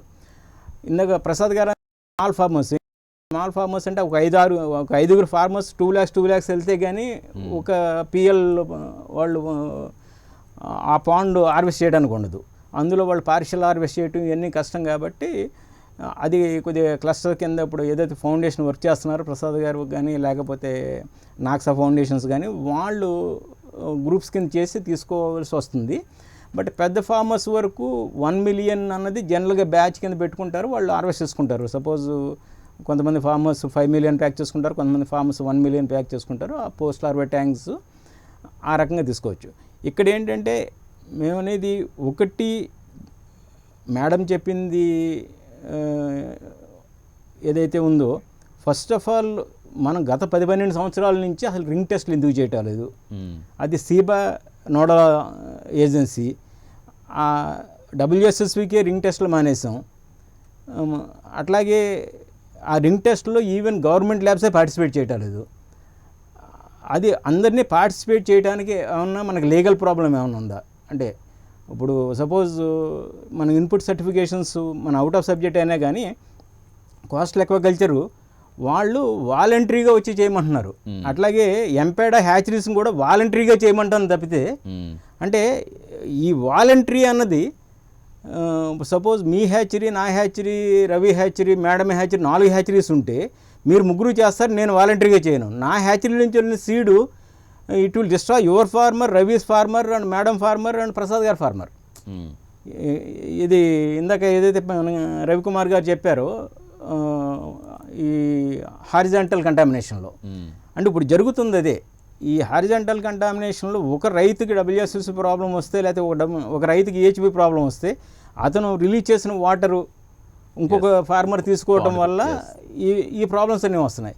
అంటే నేననేది ఇప్పుడు మేము అడిగేది ఏంటంటే టోటల్గా హ్యాచరీస్ అన్నీ కూడా ఇటు గవర్నమెంట్ ఆఫ్ ఇండియా పరివ్యూలోకి వస్తుందా లేకపోతే అప్సడా పరివ్యూలోకి వస్తుందా తీసుకుని మొత్తం అన్నీ కూడా what ever the seed they will produce certified seed అయి ఉండాలి.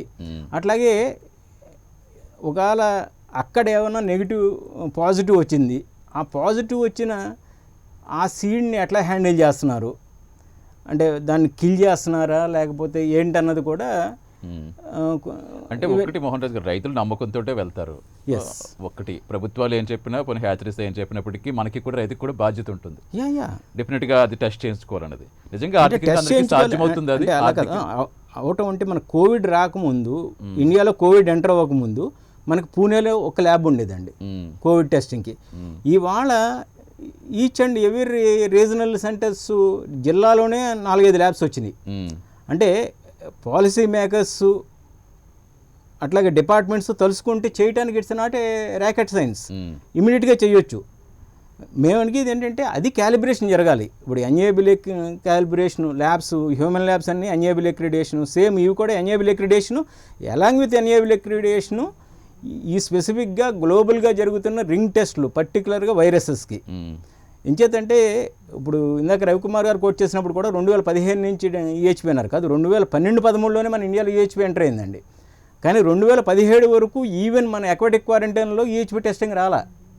ఇవాళ మనకి BMR వాళ్ళు ఒక కంట్రీ నుంచి ఇంపోర్ట్ చేస్తున్నారు, ఆ కంట్రీ EMS ఇన్ఫెక్టెడ్, అట్లాగే సిపి వాళ్ళు వేరే కంట్రీ నుంచి ఇంపోర్ట్ చేస్తున్నారు, అది IHHNV ఇన్ఫెక్టెడ్. ఆ ఇన్ఫెక్షన్స్ వల్ల పర్టికులర్గా ఇండోనేషియా నుంచి ఏదైతే ఇంపోర్ట్ అవుతుందో ఆ ఇండోనేషియా ప్రొడక్షన్ 25% ఫాల్ అయిపోయింది. అంటే అక్కడ కూడా మనకి డెడ్లీ థ్రెట్ ఉంది అక్కడ ఆ స్టాక్కి. నేను అనేది ఇప్పుడు ఇవన్నీ కూడా ఒకటి అక్వాటిక్ క్వారంటైన్లో పర్ఫెక్ట్ స్క్రీనింగ్ జరగాలి. మనకి సేమ్ WHO మొన్న చైనాలో కోవిడ్ వచ్చినా కానీ WHO వాళ్ళు ఎందుకు డిక్లేర్ చేయలేకపోయారు, కంట్రీ డిక్లేర్ చేయలేకపోయారు. అట్లాగే మనకి OAE కూడా కంట్రీ డిక్లేర్ చేస్తే కానీ డిసీజ్ డిక్లేర్ చేద్దండి ఆ కంట్రీది. సేమ్ స్లాట్లో ఇప్పుడు BMR ఆ బ్రూట్ స్టాక్ ఇంపోర్ట్ చేసేస్తున్నాడు ఆయన, ఆ కంట్రీ డిక్లేర్ చేయలేదు కాబట్టి. కానీ FAO క్లియర్గా పేపర్స్ అన్నీ ఇచ్చింది, ఇది ఆ కంట్రీలో మనకి ఇన్ఫెక్షన్ EMS ఇన్ఫెక్షన్ ఉందని. రైట్. బట్ ఏంటంటే OAE కంట్రీ డిక్లేర్ చేయలేదు, OAE డిక్లేర్ చేయలేదు. సేమ్ లైక్ మన కోవిడ్ సిచ్యువేషన్ కిందే మన ఇక్కడ యానిమల్ థ్రెట్ ఉందండి. దీనికి ఫస్ట్ ఆఫ్ ఆల్ అసలు government of Andhra Pradesh department of ఫిషరీస్కి కానీ అప్సరాకి కానీ ఆథరైజేషన్ ఉందా లేదా అన్నది ఒకటి చూసుకోవాలి. ఓకే ఉందనే ఎజ్యూమ్ చేసుకుందాం. ఎజ్యూమ్ చేసుకున్నప్పుడు ఎయిదర్ మనం hatchery operators tank wise PL tank wise వాళ్ళు సర్టిఫై చేయగలరా, దానికి బ్యాక్వర్డ్ ఇంటిగ్రేషన్లో అంటే వాళ్ళు బ్రూడ్ స్టాక్ ఓకే ఇంపోర్టెడ్ అయితే అలాగే హెల్త్ సర్టిఫికేట్ వస్తుందండి ఇంపోర్టెడ్ బ్రూడ్ స్టాక్కి. ఒక లోకల్ BMCని తీసుకుంటే దాని హెల్త్ సర్టిఫికేట్ డిపార్ట్మెంట్ అరేంజ్ చేయగలదా, ఇష్యూ నెంబర్ 2. ఇష్యూ నెంబర్ 3 ఏంటంటే వీళ్ళు నాప్లే చేసినప్పుడు బ్రూడ్ స్టాక్ ఫీకల్ మ్యాటరు నాప్లే కూడా వీళ్ళు టెస్ట్ చేసి అది టేబుల్ చేయగలరా. అట్లాగే పోస్ట్ లార్వాకి వచ్చిన తర్వాత బిఫోర్ ప్యాకింగ్ టెస్ట్ చేసి ఇది చేయగలరా. ఇంకేంటే రైతు కూడా PL 6కి వచ్చేటప్పటికి సపోజ్ రవి హ్యాచరీలో నేను తీసుకుంటున్నాను, PL 6కి వచ్చి 7కి వెళ్ళిన తర్వాత మా టీం వెళ్తారు, వీళ్ళు అక్కడ కూర్చోమన్న 2 days ఉండి ఇందా ప్రసాద్ గారు అన్నట్టు శాంపిల్ తీసుకుంటారు, కలెక్ట్ చేసుకుంటారు, మేడం చెప్పినట్టు ఫిజికల్గా మా వాటర్లో వాళ్ళు ఇచ్చిన సీడ్ వేసుకుంటారు. ఈ శాంపిల్ ఇవన్నీ గత 90 నుంచి అటు హ్యాచరీ ఆపరేటర్స్ కానీ ఇటు మేము కానీ ఈ టెస్ట్లన్నీ బాగానే చేసుకుంటున్నాం. The big threat is virology. PCR టెస్టింగే మాకు ఇప్పుడు బిగ్ థ్రెట్. మేడం చెప్పినట్టు మైక్రోబయాలజీ కానీ లేకపోతే ఫిజికల్ టెస్టింగ్ కానీ లేకపోతే థర్మల్ ఆర్ సెలనిటీ ఆర్ ఈ టెస్ట్లన్నీ కూడా ఇది 30 years నుంచి మాకేం ప్రాబ్లం లేదు. The problem with virology detection పర్టికులర్గా WSSVకి EHBకి. ఇంకేదంటే ఈ రెండు కూడా హ్యాచరీలో ప్రాబ్లం ఉండదండి. హ్యాచరీలో WSS ఇన్ఫెక్టెడ్ సీడ్ బతుకుతుంది, కానీ ఫామ్కి వచ్చిన తర్వాత WSS సీడ్ చనిపోతుంది.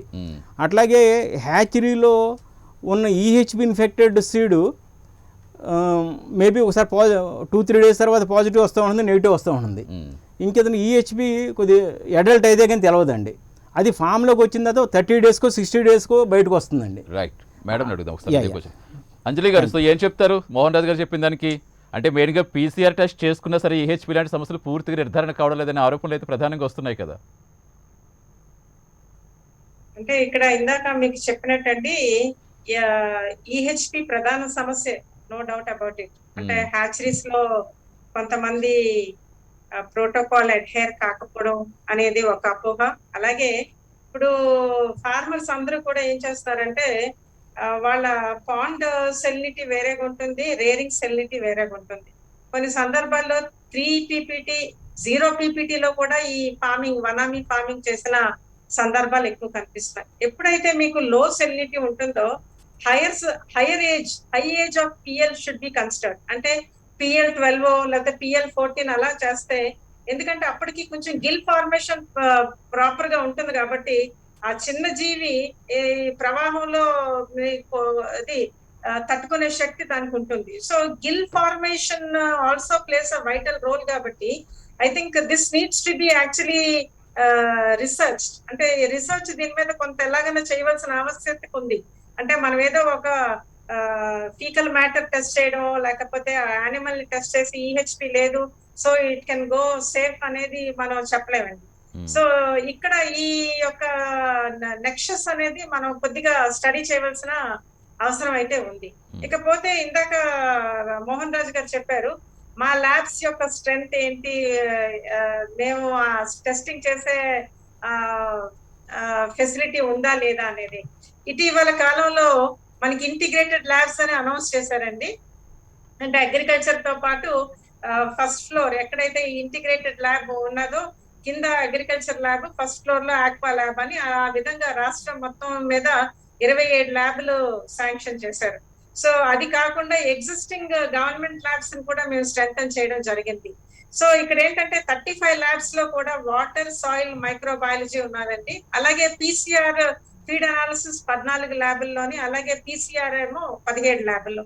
ముఖ్యంగా క్వాలిటీ కంట్రోల్ అనేది ఎలిసా అనేది ఒక 8-9 ల్యాబ్స్ లో పెట్టాము. అలాగే జిసిఎంఎస్, ఎల్సిఎంఎస్ రెండు ప్రధానంగా ఒక రిఫరల్ ల్యాబ్ ఎస్ఐఎఫ్టి లోని, అలాగే పెనంలూరు, కంకిపాడులో కూడా మేము పెట్టడం జరిగింది. రైట్. సో ఈ విధంగా మేము స్ట్రెంథన్ చేసుకొని వస్తున్నాం కాబట్టి రాబోయే కాలంలోని మేము I think we will be able to take up all these challenges అని నేను అనుకుంటున్నాను సార్. రైట్.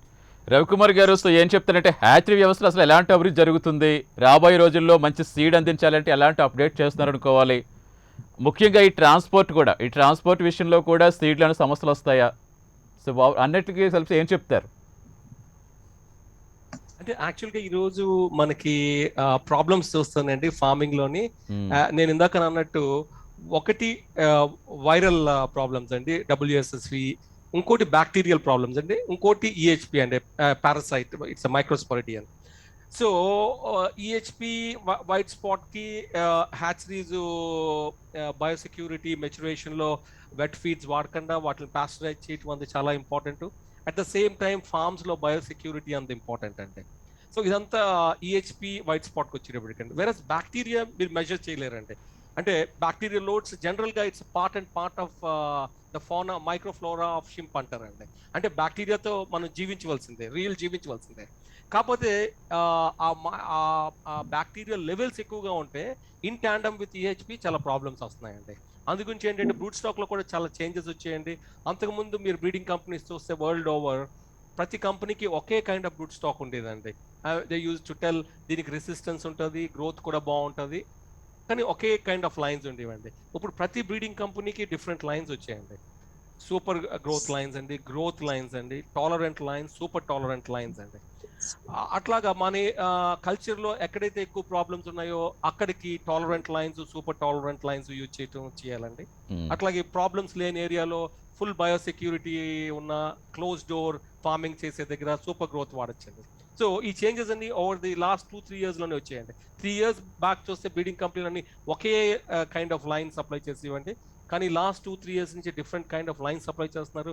డిఫరెంట్ దేశాలు డిఫరెంట్ లైన్స్ కొంటున్నారండి. మీరు చైనా చూసుకున్నారనుకోండి, చైనాలో డిసీజులు చాలా ఎక్కువ అండి. అక్కడ గ్రోత్ లైన్లు ఎవరు వాడరండి, అందరూ టాలరెంట్ లైన్స్ వాడుతున్నారు. వియత్నాం చూసారనుకోండి, Vietnam has taken a different route. వాళ్ళు ఏం చేశారండి, మల్టీఫేజ్ ఫార్మింగ్ సిస్టమ్కి వెళ్ళారండి. అంటే 4 phases అండి, nursery and second phase of nursery, pre growout, growout. So 4 phases లో చేయటం వల్ల బ్యాక్టీరియల్ బిల్డప్ అవ్వట్లేదండి. సో ఎవ్రీ 30 days షిఫ్ట్ చేసేస్తున్నారు. సో అట్లా చేయటం వల్ల వాళ్ళు గ్రోత్ లైన్స్ వాడుతున్నారు, super growth lines. So China చూస్తే సూపర్ టాలరెంట్ లైన్స్ వాడుతున్నారు. వియత్నాం చూస్తే they have change the system, they have gone for system diversification and they are using super growth lines. So India కూడా we need to kind of find a way out అండి. మనం ఎట్లా చేద్దాము, ఒకవేళ మనకి indoor high density culture కొంతమంది farmer వెళ్తున్నారు, వాళ్ళు గ్రోత్ లైన్ వాడచ్చండి. కానీ majority of the small farmers small కాబట్టి అండి ఇండియాలోని టాలరెంట్ లైన్కి వెళ్ళటం బెటర్ అండి. సో మిగతా వాటితో పాటు మిగతా అందరూ చెప్పిన సజెషన్లతో పాటు ఇవన్నీ జరగాలండి. That's how the world is moving. So we should also move with the world. So even brood stock కూడా చాలా ఇంపార్టెంట్ రోల్ ప్లే చేస్తుందండి. బ్రూట్ స్టాక్ సెలెక్షన్, ఇండియాలో డిసీజెస్ పెరుగుతున్నాయి కాబట్టి డెఫినెట్గా టాలరెంట్ లైన్స్ వాడాలండి. Right now what we have are tolerant lines. ఫ్యూచర్లో resistant lines కూడా రావచ్చండి. There is a difference between tolerance and resistance అండి. టాలరెంట్ లైన్స్ డిసీజ్ని కొంతవరకు రెసిస్ట్ చేయగలుగుతాయండి, versus resistant lines they can resist. I mean, they would give you 90% survival even in the presence of disease అండి. Whereas tolerant lines అయితే మీకు 40-50% 60-70% ఇవ్వచ్చండి. So breeding world over చూసుకుంటే ఆ విధంగా మూవ్ అవుతుందండి. స్పెసిఫిక్ ప్యాథజన్ ఫ్రీ నుంచి ఈరోజు స్పెసిఫిక్ ప్యాథజన్ టాలరెంట్ స్టాక్స్కి వచ్చారు. ఫ్యూచర్ లో స్పెసిఫిక్ ప్యాథోజన్ రెసిస్టెంట్ స్టాక్స్ రావచ్చు. సో జెనెటిక్స్ కూడా చాలా సొల్యూషన్స్ ఆఫర్ చేస్తాయండి. ఇప్పుడైతే మనకి ఏవైతే జెనెటిక్ లైన్స్ ఉన్నాయో ఆ different genetic lines hatcheries use చేసి ఫార్మర్ ఏ లొకేషన్ బట్టి అక్కడ హిస్టారికల్ డేటా కలెక్ట్ చేసి దాన్ని బట్టి పర్టికులర్ లైన్ సప్లై చేస్తే డెఫినెట్గా రిజల్ట్స్ బాగుంటాయండి. మిగతావన్నీ మన ప్రసాద్ గారు సజెస్ట్ చేసినట్టు, మోహన్ రాజ్ గారు సజెస్ట్ చేసినట్టు, అంజలి గారు సజెస్ట్ చేసినట్టు మిగతావన్నీ చేస్తూ ఈ జెనెటిక్స్ మీద కూడా ఫోకస్ చేయాలండి. ఈవెన్ ఈరోజు కొంతమంది రైతులు చూస్తానండి, రైతులకి ఎంత అవేర్నెస్ ఉందంటే వచ్చి మీరు ఏ బ్రూట్ స్టాక్ లైన్ ఇస్తున్నారండి, ఓకే కొనాబై ఇస్తున్నారు, బ్యాలెన్స్డా గ్రోత్, ఎస్ఐఎస్ ఇస్తున్నారు, hardy SIS tolerant line hardy line అంటారండి, హార్డీ లైన్ ఇస్తున్నారా లేకపోతే గ్రోత్ లైన్ ఇస్తున్నారా? ఎస్ఐఎస్ లో సూపర్ గ్రోత్ లైన్ కూడా ఉందంటే అది మీరేమైనా బ్రూట్ స్టాక్ తెప్పించారా? సో ఈవెన్ ఫార్మర్స్ లో కూడా ఆ అవేర్నెస్ వచ్చిందండి. న్యూ జనరేషన్ వస్తున్నారు కదా, అందరూ కూడా టెక్నాలజీని బాగా అప్డేట్ చేసుకుంటున్నారు. Policing and sensitisation just minute అండి. సో మనం ఇందాక వరకు పోలీసింగ్ గురించి మాట్లాడామండి, సెన్సిటైజేషన్ కూడా చాలా ఇంపార్టెంట్ అండి. హ్యాచరీస్ కి యాజ్ వెల్ యాజ్ ఫార్మర్స్ కి ఇద్దరికి మనం సెన్సిటైజ్ చేయాలండి. సెన్సిటైజ్ చేయవలసిన బాధ్యత కూడా మనందరి మీద ఉందండి, ఇండస్ట్రీ మీద ఉంది, గవర్నమెంట్ మీద ఉంది. పోలీసింగ్ తో పాటు ఆ సెన్సిటైజేషన్ జరిగితేనే మనం ముందుకెళ్ళగలుగుతామండి. రైట్. అంటే హ్యాచరీలు కూడా అన్ని ప్రాంతాలకు విస్తరించాల్సిన అవసరం ఉందంటారా రవికుమార్ గారు? అవసరం లేదండి, ఎందుకంటే అన్ని ప్రాంతాల్లోని హ్యాచరీ ఆపరేషన్ జరగదండి. You need to have high strength sea water parameters up and down అవ్వకూడదండి. మీరు చూసుకుంటే విశాఖపట్నంలో కానీ, కాకినాడలో కానీ, అట్లాగే పాండిచ్చేరిలో కానీ, ఒంగోలులో కానీ సెలనిటీ ఫ్లక్చుయేషన్స్ అంత ఉండవండి, సీజనల్ ఫ్లక్చుయేషన్స్. అట్లాగే పారామీటర్స్ కూడా అంత ఫ్లక్చుయేట్ అవ్వండి. వెస్ట్ గోదావరి, కృష్ణాలో హ్యాచరీలు ఎక్కువగా ఉండకపోవడానికి కారణం ఏంటంటే అక్కడ సీ వాటర్ సాలినిటీ ఫ్లక్చుయేట్ అవుతుందండి సీజనల్ గా, అట్లాగే మిగతా పారామీటర్స్ కూడా ఫ్లక్చుయేట్ అవుతుంది. సో అన్ని చోట్ల హ్యాచరీస్ అంటే కష్టం అండి. బట్ మీకు 800 కిలోమీటర్ల వరకు సీడ్ ని ట్రాన్స్పోర్ట్ చేయడం పెద్ద కష్టమైన పని కాదండి. అట్లాగే దూర ప్రాంతాలకు గుజరాత్ అది కూడా సీడ్ వెళ్తుంది ఫ్లైట్ మీద. సో హ్యాచరీలు అన్ని ప్లేసుల్లోని లొకేట్ చేయటం అంటే కష్టతరమైన పని అండి. రైట్. మళ్ళీ కంటిన్యూ చేద్దాం సార్. మోహన్ రాజ్ గారు, రైతులు సీడ్ని ఎంపిక చేసుకునేటప్పుడు ఈ ఒకే తల్లి రైతు చెందిన రొయ్యలు మాత్రం ఎంపిక చేసుకోమంటారు కదా, అంటే దీనివల్ల ఏమైనా సైజ్ వేరియేషన్ సమస్య రాదంటారు, అది కరెక్టేనంటే అది సాధ్యమేనా? అది యాక్చువల్గా ఏంటంటే ఇది పర్టికులర్ వనమై ఎట్లాగంటే అది సేమ్ గ్రూప్ మెచ్యురేషన్ జరుగుతుందండి. అంటే it's not from one mother prawn, it's multiple mothers production అంతా వీళ్ళు తీసుకుంటారు. అంటే మేబీ నాప్లే ఒక 2 మిలియన్ స్టాక్ చేస్తే 1 మిలియన్ పిఎల్ వస్తుంది అనుకోండి. అదే ఎఫిషియెంట్గా ఇప్పుడు రవి లాంటి ఇలా బిగ్ ఆపరేటర్స్, బిఎంఆర్ కానీ, రవి కానీ, ఇలాగా సిపి కానీ, ఇటువంటి బిగ్ ఆపరేటర్స్ ఇంకా అరౌండ్ 70-80% సర్వైవల్స్ కూడా రావచ్చు. బట్ ఏంటంటే జనరల్గా ఏంటంటే ఏదైతే ఈ ఎస్పీఎఫ్ స్టాక్స్ ఏదైతే వాడుతున్నామో ఇందులో ఏంటంటే సేమ్ జెనెటికల్ లైన్స్ ఉంటాయి కాబట్టి, అంటే ఇట్స్ అంటే యాక్చువల్లీ జెనెటికల్లీ మోడిఫైడ్ కాదు, అవి జెనెటికల్లీ సెలెక్టెడ్ లైన్స్ ఇవి. అంచేత ఏంటంటే ఆల్మోస్ట్ సైజ్ వేరియేషన్స్ అయితే ఉండవు అక్కడ. ఇక్కడ ఏంటంటే సైజ్ వేరియేషన్స్ ఎక్కడ ఉంటాయంటే కొద్దిగా అన్ఆర్గనైజ్డ్ హ్యాచరీలో వాళ్ళు ఇచ్చి అన్న బ్రూడ్ స్టాక్ ఫీడ్స్ కానీ లేకపోతే ఈ పోస్ట్ లార్వే ఫీడ్స్ కానీ కొద్దిగా ఇన్ఫీరియర్ క్వాలిటీ ఇస్తే సైజ్ వేరియేషన్స్ అవి వస్తాయి. కానీ అంటే పర్టికులర్ వనమై వచ్చిన తర్వాత మనకి జనరల్గా ఏదైతే 70-80% ద బెస్ట్ హ్యాచరీ ఆపరేషన్స్ ఏదైతే ఆపరేటర్స్ దగ్గర నుంచి సీడ్ వస్తుందో ఇట్స్ జనరల్గా ఆ ప్రాబ్లం లేదండి. The big worry is about only where is WSSV and EHB. Right. And వీటితో పాటు కాంబినేషన్ ఇందాక రవి చెప్పినట్టు వైట్ ఫేకల్ మ్యాటరు, వైట్ గట్టు, ఈ డిసీజెస్ ఇదవుతున్నాయి అన్నమాట అండి. రైట్. అడుగు అంజలి గారు, అంటే రైతుకి ఉన్నతమైన సీడ్ అందేలా ప్రభుత్వం తరఫున ఎలాంటి ప్రణాళికలతో ముందుకు వస్తున్నారనుకోవచ్చు? ముఖ్యంగా ఆల్రెడీ సీడ్ చట్టం గురించి చెప్పారు. సో ఎంతవరకు అది అమల్లోకి వస్తుంది అనుకోవచ్చు, ఎంతవరకు ఫలితాలు ఆశిస్తున్నారు? ఆల్రెడీ మీకు చెప్పాను, మనకి AP seed act, quality control act 2020 already వచ్చిన్నది, అమల్లో ఉంది. సో దాంట్లో ఏంటంటే సెక్షన్ 11 ఆఫ్ సీడ్ యాక్ట్ లోని క్లియర్ గాను వనామీ పిఎల్ కి ఉండవలసిన లక్షణాలు ఏంటి, స్టాండర్డ్స్ ఏంటి అనేది మేము డిఫైన్ చేసాం. So the seed inspector who goes and checks and collects the sample will definitely see to all this.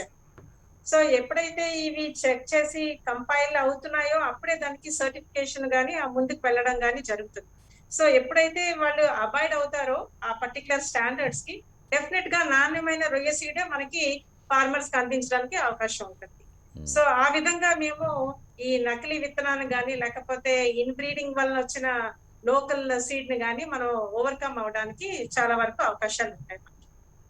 Right. Sivaprasad గారు, ఈ మంచి సీడ్ ప్రక్రియను ఇంకా ముందుకు ఎలా తీసుకెళ్ళొచ్చు అంటారు? యా. సో ఇప్పుడు అందరూ పెద్దలు చెప్పినటువంటి ఈ సలహాలని కనుక మనం పాటించినట్లయితే మంచి ప్రగతిని సాధించవచ్చు. అయితే ఇక్కడ ఫార్మర్స్ వైపు నుంచి ఏం చేస్తే బాగుంటుంది, ఇండస్ట్రీ నుంచి ఏం చేస్తే బాగుంటుంది, ఇన్స్టిట్యూషన్స్ నుంచి ఏం చేస్తే బాగుంటుంది అన్నది ఈ సమరీలో ముఖ్య అంశం అనమాట. ఫార్మర్స్ అయితే కనుక ఫార్మర్స్ అంతా కూడా ఒక 10 మంది ఫార్మర్స్ కావచ్చు, ఒక 20 మంది ఫార్మర్స్ కావచ్చు, ఒక క్లస్టర్ ఫామ్ లాగా వాళ్ళల్లో వాళ్ళు అనుకొని ఒక సీడ్ టైమింగ్స్ని బుక్ చేసుకుని హ్యాచరీకి వెళ్ళినట్లయితే మోహన్ రాజు గారు చెప్పినట్లుగా హ్యాచరీ వాళ్ళకు కూడా ఒక ట్యాంక్ని వారి కోసం ప్రత్యేకించి 8వ రోజు నుంచి వాళ్ళు వచ్చి టెస్టులు చేసుకునే దానికి అనుకూలతను ఏర్పరచడానికి అవకాశం ఉంటుంది. సో రైతుల్లో నుంచి ఈ ఐక్యత అన్నది ముందు రావాలా, పెద్ద రైతులు చిన్న రైతుకి సహాయకారిగా ఉండాలా. అలాగే రైతులు సెలెక్ట్ చేసుకునేటప్పుడు కూడా మనం వింటూ ఉంటాం కదా, తల్లిని చూస్తే పిల్లని చూడక్కర్లేదని. అలాగే హ్యాచరీని సెలెక్ట్ చేసుకునే విధానానికి కూడా వారు కొన్ని పారామీటర్స్ని ఫాలో కావాల్సి ఉంటుంది. ఒక 4 రోజులు ముందు చేసుకోవాలా హ్యాచరీ సీడ్ అంటే కనుక ఖచ్చితంగా 4 రోజుల ముందు చేసుకోవాల్సిందే. మంచి సీడ్ కావాలనేది మన కోరిక అయితే ఆ కోరిక 4 రోజుల ముందుగా ప్లానింగ్ అనేది కంపల్సరీ అవుతుంది అనమాట. అలాగే మనం చూసినట్లయితే ఇంకా టెస్టులు అంటారు, వీటన్నిటి గురించి మనం ఇప్పుడు డిస్కస్ చేసుకున్నాం. అది మినిమం రిక్వైర్మెంట్, ఆ టెస్టులు చేయించుకోవడం, ముందుకు వెళ్ళడం అన్నది. అయితే కరోనా మనకు ఒక మంచిని కూడా నేర్పించింది. ఏం నేర్పించిందంటే నా పక్కన వాడు బాగుంటేనే నేను బాగుంటాను అన్నటువంటిది. సో ఈ ఐక్యత కావాలా అన్నటువంటిది వచ్చేటప్పటికే ఇంకెక్కడి దగ్గర నుంచి ఇన్స్టిట్యూషన్స్ ఏం చేస్తుంది, ఇండస్ట్రీ ఏం చేస్తుంది. ఇండస్ట్రీకి వచ్చేటప్పటికి పెద్దలు ఇక్కడ ఉన్నటువంటి రవికుమార్ గారు లాంటి వాళ్ళు పైనీర్స్, వీళ్ళంతా కూడా ఇండస్ట్రీలో. ఇట్లాంటి వారు ఏం చేయాలంటే చిన్న హ్యాచరీస్కి కూడాను ట్రైనింగ్ ఇవ్వాల్సి వస్తుంది. వీరే ముందుకు రావాలా, ఇన్స్టిట్యూషన్ సపోర్ట్ తీసుకోవాలా. కొన్ని పారామీటర్స్ మంచి రిజల్ట్ ఉన్న ఓరియంటెడ్గా ఉంది కాబట్టి ఈరోజు 1 month బుకింగ్స్ టైం తీసుకుంటా ఉన్నారు. అలాగే ప్రతి ఒక్క హ్యాచరీ కూడా 2 కోట్ల నుంచి 3 కోట్ల రూపాయలు వెచ్చించి కొన్ని ఫెయిల్యూర్స్ చూస్తూ ఉన్నారు. ఆ ఫెయిల్యూర్స్ రావడానికి కారణం ఏంటంటే చిన్న తప్పిదనాల వల్ల వస్తూ ఉంది ఆ ఫెయిల్యూర్. దానికి కరెక్ట్ చేయగలిగినటువంటి కెపాసిటీ ఎవరికి ఉందంటే ఇట్లాంటి పైనీర్స్కి ఉందన్నమాట. వీరు చెప్తే వినడానికి వారంతా కూడా సిద్ధంగా ఉన్నారు. అట్లాగే ఈ మధ్యకాలంలో మార్చిలో కానీ చూసినట్లయితే ఇంటర్నేషనల్ వెబ్ సెమినార్ని ఒకదాన్ని కండక్ట్ చేసాం. డాక్టర్ జిమ్ వైబన్, ఫాదర్ ఆఫ్ వెనమై అంటారు ఆయన్ని. ఎవరైతే వెనమైని ఎస్పీఎఫ్ని ఇంట్రడ్యూస్ చేశారో వారు డయాస్ మీదకి వచ్చి లెక్చర్ ఇవ్వడం జరిగింది. అంటే హ్యాచరీస్కి కూడా ట్రైనింగ్ కావాలా, ఈవెన్ పైనీర్స్కి అయితే కూడా ట్రైనింగ్ కావాలా, హ్యాచరీలో ఎవరైతే టెక్నీషియన్స్ ఉన్నారో ఆ టెక్నీషియన్స్కి ట్రైనింగ్ కావాలా. ఇప్పుడు మంచి టెక్నీషియన్ ఉన్నాడంటే ఆయన దగ్గర నుంచి ఒక 10 మంది టెక్నీషియన్స్ తయారవుతారు. ఈ 10 మంది టెక్నీషియన్స్ బయట ఇంకొక హ్యాచరీకి స్ప్రెడ్ అవ్వడం జరుగుతుంది. వారి నాలెడ్జ్ ఎంతవరకు ఉంటుందంటే కనుక అక్కడి నుంచి కొంచెం, ఇక్కడి నుంచి కొంచెం డైల్యూట్ అయిపోతూ ఉంది. తర్వాత స్థాయికి వెళ్ళేటప్పటికి చిన్న హ్యాచరీల దగ్గరకు వచ్చేటప్పటికి ఈ ప్రాబ్లం చాలా జాగ్రత్తగా చూస్తూ ఉన్నాం. ఇన్స్టిట్యూషన్స్ దగ్గరకు వచ్చేటప్పటికి మేమైతే మాత్రము కొన్ని ట్రైనింగ్ ప్రోగ్రామ్స్ కండక్ట్ చేస్తున్నాం. ఇప్పుడైతే ఫార్మర్ ట్రైనింగ్ ప్రోగ్రామ్స్ చాలా బాగా కండక్ట్ చేస్తున్నాం. ఇప్పుడు హ్యాచరీ ట్రైనింగ్ ప్రోగ్రామ్స్ కూడా కండక్ట్ చేయడానికి ముందుకు వచ్చారు డాక్టర్ జిమ్ వైబన్. అట్లాగే ఇంటర్నేషనల్ సైంటిస్టులు కూడా ముందుకు వస్తున్నారు. వీరందరినీ ఒక డయాస్ మీదకి తీసుకొని వచ్చినప్పుడు ఈ పెద్దలంతా కూడా సహకరించినట్లయితే హ్యాచరీస్కి కూడా ట్రైనింగ్ అన్నది కంపల్సరీ. డెఫినెట్గా అండి, ఎందుకంటే ఇక్కడ ఉన్న అందరూ కూడా 30 ఏళ్ళకి పైగా అనుభవం ఉన్న వాళ్ళే. ఇప్పుడు మోహన్ రాజు గారిని చూస్తే రైతుల తరఫున ఫైట్ చేస్తూ ఉంటారు. మీరు రైతులకు ఉపయోగకరంగా టెక్నికల్గా వాళ్ళకి కావాల్సిన సలహాలు ఇస్తూ ఉంటారు. హ్యాచరీస్లో సార్కి అంతే, మేడం కూడా 30 ఏళ్ళుగా. ఫైనల్గా ఒక్కొక్క మాటలు మన సమయం చాలా తక్కువ ఉంది. అంజలి గారు, వరప్రసాద్ గారు సార్, మేము ట్రైనింగ్ ఆఫ్ ఫార్మర్స్ కానీ లేకపోతే ట్రైనింగ్ ఆఫ్ హ్యాచరీ పర్సనల్ కానీ this we had been doing అంటే 99-2000 నుంచి కూడా చేస్తున్నాము. 2006 లో ఒక పెద్ద batch of owners come personnel who are working there, we have trained and even till date we have been training them. We have an Apex Institute at Kakinada, so అక్కడ మేము training ఇస్తున్నాం. ఇప్పటికీ కూడా ఫార్మర్స్ సైడ్ నుంచి అంటే good management practices మీద కానీ లేకపోతే హ్యాచరీలో how to handle things and how to analyse, lab అనలిస్ట్లు కానీ లేకపోతే ల్యాబ్ ఇన్స్పెక్టర్స్ కానీ వీళ్ళందరినీ కూడా దఫాలుగా వాళ్ళకి ఓరియంటేషన్ అంటే వాళ్ళ వర్క్ స్పెసిఫిక్ ట్రైనింగ్ ప్రోగ్రామ్స్ కూడా మేము ఆర్గనైజ్ చేస్తున్నాం. So this is how the government is also taking a lead role. Right. Ravi గారు ఫైనల్గా చెప్తారు ఒక్క మాటలో, మన సమయం చాలా తక్కువ ఉంది. సీడ్ వేసిన రైతులకు ఎలాంటి సలహాలు సూచనలు ఇస్తారు ఫైనల్గా ఒక్క మాటలో చెప్పండి. అంటే బేసిక్ గా ప్రాబ్లం అండి ఇప్పుడు డిసీజెస్ వల్ల అండి. మనకి కరోనా చాలా పాఠాలు నేర్పిందని మోహన్ రాజు గారు చెప్పారు. డెఫినెట్ గా పాఠాలు నేర్పిందండి. కరోనా మనం స్ప్రెడ్ అవ్వకుండా మైక్రో లెవెల్ కంటైన్మెంట్ ఏరియాస్ అని చేస్తామండి. అట్లాగే ఇక్కడ కూడా మనం డిసీజ్ కంటైన్ చేయాలంటే ఏరియా స్పెసిఫిక్ క్రాప్ హాలిడేస్ ఇవ్వాలండి. కలెక్టివ్ స్పిరిట్ చాలా ఇంపార్టెంట్ అండి. మన శివప్రసాద్ గారు చెప్పినట్టు కలెక్టివ్ స్పిరిట్ తోటి ఏరియా స్పెసిఫిక్ క్రాప్ హాలిడేస్ ఇచ్చి మళ్ళీ ఒకే టైంలో అందరూ స్టాక్ చేయగలిగితే డిసీజ్ ని టు గ్రేట్ ఎక్స్టెంట్ మనం కౌంటర్ చేయగలుగుతామండి. అట్లాగే చిన్న హ్యాచరీస్ వాళ్ళు బ్రూడ్ స్టాక్ ఇంపోర్ట్ చేసుకోలేరు కాబట్టి ఏ హ్యాచరీలో అయితే అన్ని మెజర్స్ తీసుకుని మెచ్యురేషన్ లో నాప్లెజ్ చేయగలుగుతున్నారో ఆ నాప్లెజ్ చిన్న హ్యాచరీలకి ఇవ్వటం జరుగుతాయండి. చిన్న హ్యాచరీస్ కూడా మంచి క్వాలిటీ సీడ్ ఇవ్వగలరండి. సీడ్ క్వాలిటీకి వచ్చేటప్పటికి అంత బ్రూడ్ స్టాక్ లో ఉందండి, మెచ్యురేషన్ లో ఉందండి. ఎంత మంచి బ్రూడ్ స్టాక్ ఇంపోర్ట్ చేస్తున్నామో మనం మెచ్యురేషన్ అంటే బ్రూడ్ స్టాక్ దగ్గర ఒక సెక్షన్ లో ఉంచి అక్కడ నాప్లే ప్రొడ్యూస్ చేసే మెచ్యురేషన్ ఏరియా అంటామండి. ఆ మెచ్యురేషన్ ఏరియాలో యాక్టివిటీ ఎంత పగడ్బందీగా చేస్తున్నాము, ఎంత ఫుల్ ప్రూఫ్ గా చేస్తున్నాము, ఎంత మంచి బ్రూడ్ స్టాక్ తెస్తున్నాము అన్న దాని మీద సీడ్ క్వాలిటీ డిపెండ్ అయి ఉంటుందండి. సో చిన్న హ్యాచరీలు ఇటువంటి చేసి హ్యాచరీల దగ్గర నాప్లే తీసుకుని సీడ్ చేయగలిగితే డెఫినెట్ గా వాళ్ళు కూడా మంచి సీడ్ ఇవ్వగలుగుతారండి. దానివల్ల రైతులకి మంచి క్రాప్లు వచ్చే అవకాశం ఉంటుంది. డెఫినెట్గా అండి, ఖచ్చితంగా రైతులు ఫైనల్గా కావాల్సింది రైతుకు లాభంగా ఉండడమే కాబట్టి రైతు బాగుంటే అందరూ బాగుంటారు. Yes, thank you so much Anjali గారు, థ్యాంక్ యూ రవికుమార్ గారు, థ్యాంక్ యూ మోహన్ రాజు గారు, థ్యాంక్ యూ శివప్రసాద్ గారు లైవ్లో జాయిన్ అయింది. థ్యాంక్ యూ సో మచ్ అండి.